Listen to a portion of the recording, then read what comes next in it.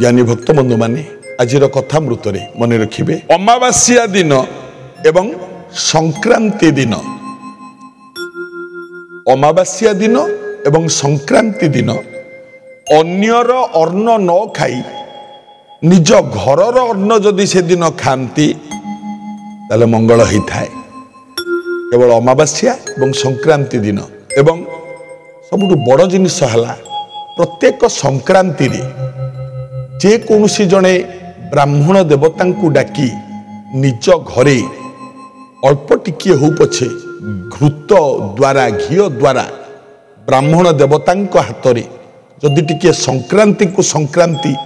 जी home करे तार बहुत मंगल होता है मानिले मंगल हब।